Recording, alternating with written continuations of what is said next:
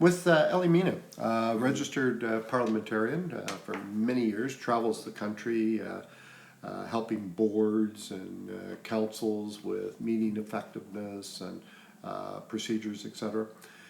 But, you know, often, and I'm just saying this, that board effectiveness, which you do a lot of, is not only dependent on the board members or council members, it's also dependent on the advisors, i.e. administration or staff.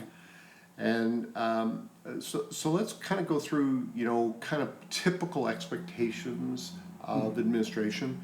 And as we discussed, there's probably three parts: the assembly of the information, the report, the actual verbalization of the report, and then I think one of the interesting areas is the Q&A after. But let's start with expectations around staff advice to council. Okay, so I could go back to the same model of the jigsaw puzzle. So we say the puzzle has three parts to it. The PD is the policy direction, which is the job of the council or the decision-making body, the political body to make. So that's one part. Another part to it is the public input. So what does the public think about things? But underneath all of it, there has to be the factual foundation being provided by the administration, being provided by the chief of engineer, by finance, by legal, all of these things that are objective in nature, and the presentation of them needs to be impartial rather than opinion-based. Right. So that is basically the role of the staff, just to provide that foundation so that decision will stand the test of time, will stand the legality, will be affordable within the capacity of the organization, so we end up using taxpayers' dollars in a way that's more balanced and effective. We need to have that factual foundation. That is the role of the administration. Now, what the role isn't, and that's something to always be thinking about, it isn't to express a political position, to say, oh, this is a really good idea and will get you more political points as you think about the next election. That's clearly a no-no. And I can think of some situations in the past where staff stepped over the line and there was some really serious criticism of what they did. So here on one occasion, a chief administrative officer who would, on one occasion, invited a counselor to his office because he was worried about her reaction to the report, Right. and gave her a private briefing of what was coming. And so that was step one. Came to the meeting, and she participates in a way that's much more informed than everybody else. Right. And they begin to wonder, where did you get all that information? I had a private briefing with the chief administrative officer. Council was very, very upset. Yeah. They want to say, we want to provide the factual foundation on a level playing field, so when we arrive at a meeting, we will have had access to the same information at the same time, and we'll come here to the table and function as equal partners in the process. So that's just, in other words, he was trying to achieve a political goal, trying to appease someone, to get to be less combative at the meeting, but that's not the role. Yeah. The role is to provide something objective, impartially, and let the council, let it unfold as it should, and inform everybody at the same time of that information. So what hints do you have around the actual paperwork, the actual printed material, and then we'll go to the actual presentation. So what have you seen, kind of good things, bad things around the written? The written long paragraphs, just pages on pages on pages without a clear sequence, so it's impossible to tell where this is going. I'd rather you had, for example, a good executive summary at the beginning that will define what the problem is, will tell you what the document is going to tell them, and tell them the key points that are being made, and conclude with, here are the options for decision making. Option 1, option 2, option 3. Just a brief summary so that busy councillors who may have other things to do in their lives, maybe they're full-time employees, and so they just need to know simply, clearly, what exactly is the presentation. So having that as an executive summary and then having the elaboration in a logical sequence that people, and by the way, it's I'm not only talking about the elected members, because those documents are also available to the public. True. So we want to think about them and appeal to the, maybe in a way, to the lower common denominator, including the public, so the public can have meaningful transparency when they read that report and understand in simple, plain language what exactly is being proposed When you and why it's being proposed.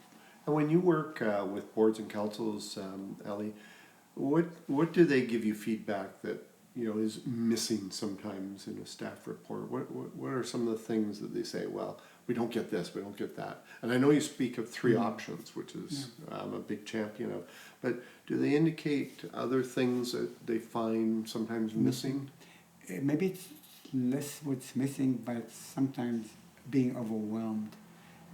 With staff wanting to be so accommodating and not even miss one point, and so the result of it is you give too much information, and you end up drowning in that information. I always think about the occasion I was working with a municipal organization, one connected to municipal government anyway, and they were having 3-day meeting. It was, and in preparation for the meeting, the documentation, 1,000 pages. Yeah, right. 1,000 pages. Yeah. I'm thinking, what are we doing to them? Yeah. Are we trying to torture them? Yeah. Let's make their job as easy as possible. And of course, you were asking about information that's missing. Sometimes the fact that connects to, it doesn't have to be the political side of things, but the things that connect to it, or the impact that going one route politically will have on the financial, legal, the administrative side of things. That's important too. Yeah, and I think my observation, and you mentioned earlier, like, what's the budget impact, short-term, long-term? Exactly. How does this impact, relevant to legislation, to strategy? The one that I find missing, Ellie, is often, what impact will this have on the staff capacity, the work program, which often missed. So here it is. If you're connected to the politics of things, one of the things that's controversial is tax dollars. Yeah. How much tax do we need in order to facilitate the achievement of the programs that we have in mind? So people need to know financial impact. They need to know the facts so they can prioritize properly and say, in light of that, this is a good motion. In light of that, this is a better motion. Yeah. So then we have an informed way of making a political decision, but based on which tax dollars are always political, but on the basis of that analysis. So let's move from, we've got the I call it the cheat sheet, this executive summary, we've got the report, whatever it is, and now often staff are asked to present. Guidance on staff presentations to council. Make it concise, to the point. Make it reasonably animated, not too animated, but reasonably animated, which means that you pause between, when you finish, you say something really important. You do some vocal intonation when it's something really important. So that's the delivery part of things. The thing that I also find is that in some instances, technology is not exactly helping. One part of technology becomes a pet peeve for elected officials is that dreaded PowerPoint. Yeah. Slide after slide after slide, each of them populated in some instances with as many as 50 words. Yeah. And end up saying, what am I doing here? Yeah. Is it possible for me to absorb all of that and comprehend it and factor it into a decision that I need to make in about half an hour?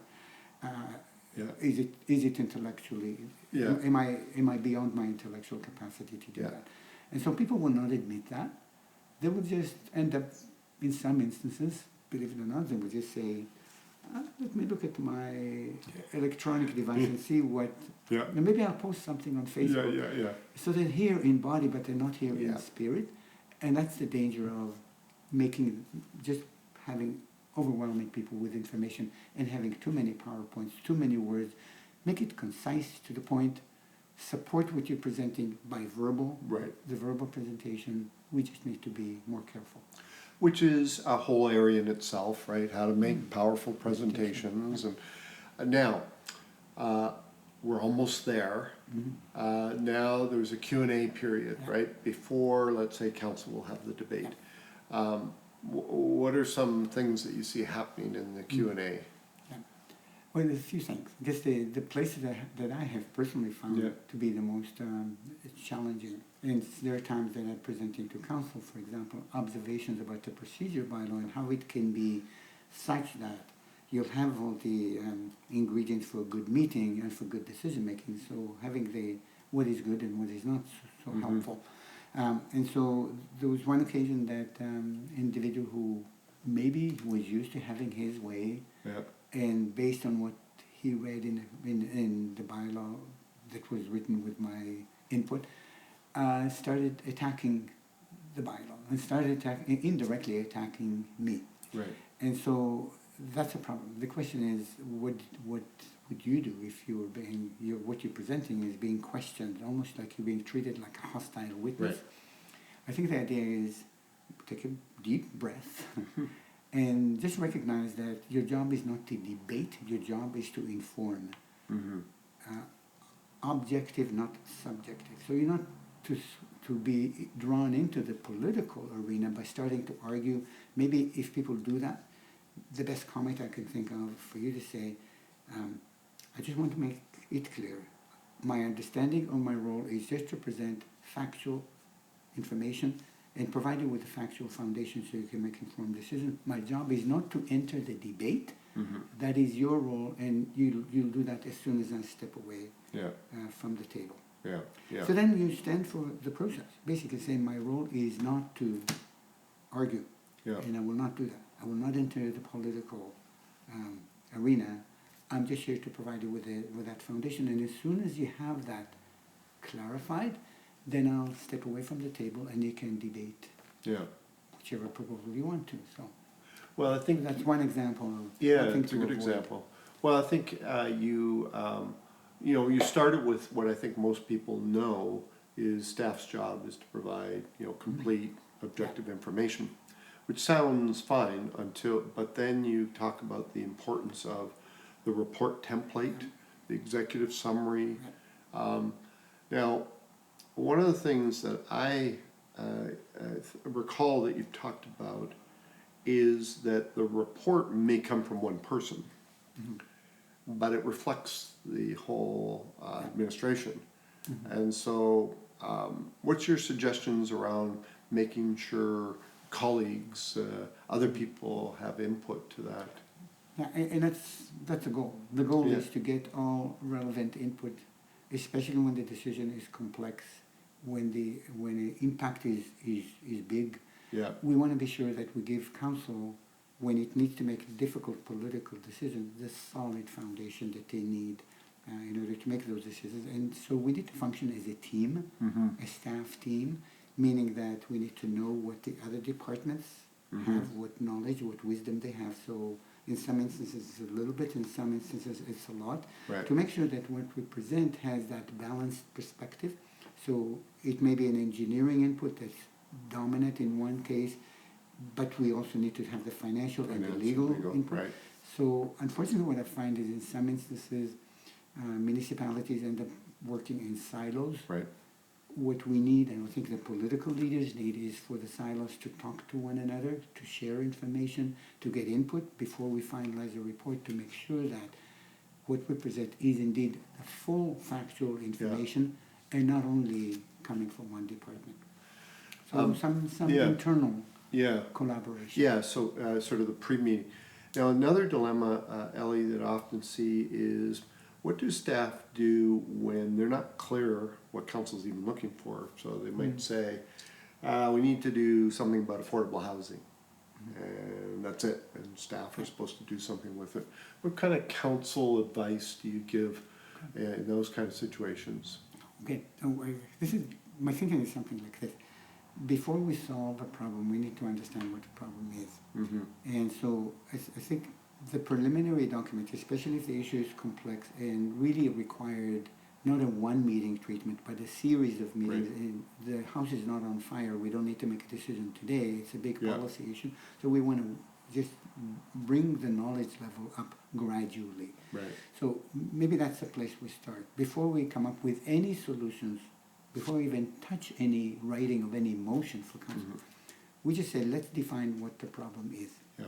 And we'll give you the different aspects of it, explain to you from our perspective where it looks, and what are some of the potential places we could go in order to solve that problem, but we're not at a motion writing at Right. this stage. We're just here at problem definition, because we want to make sure that we solve the right problem. As someone said, if you try to solve the wrong problem, Yeah. you end up creating 10 other Right, problems that you did exactly. not anticipate. So Yeah. let's make sure to work intelligently rather than the time pressures. So take time for staff to understand the policy definition, Exactly. policy outcomes, Mhm. and then they can go do their work. Yeah. Otherwise, that's- they're guessing. Yeah, so you could say this. Maybe it can start with a little bit of a discussion at council without the formality of any motion on the Right. floor. Right. And that's a bit different from the Robert's Rules approach, which says frowns upon discussion without any motion on the floor. We always say, we always want to Yeah. start with the motion. Excuse me. We sometimes need to define the problem and take our time because it's too complex to come Yeah. up with a motion at this stage. So let's do that.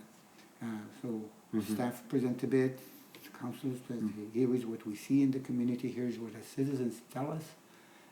So you go and do your good work and come up to us at another meeting with a combined analysis of the policy side, the operation side.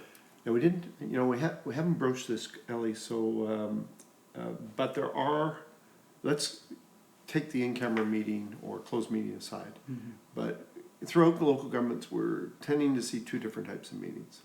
The committee of the whole, I'll forget about committees, just committee of the whole, and the regular or business meeting. Do you see more use of that, relative to what we're just chatting about, and any concerns or guidance around that? Yeah, this is a great question, for sure. I gotta say that if we follow the same notion of let's not come up with solutions until we understand the problem, committee of the whole lends itself very nicely to it. Yeah. Because it's less formal. We're not making motion, we're just talking. Right. We're just saying here's one perspective, here's another perspective. The problem with motion mode is it's binary.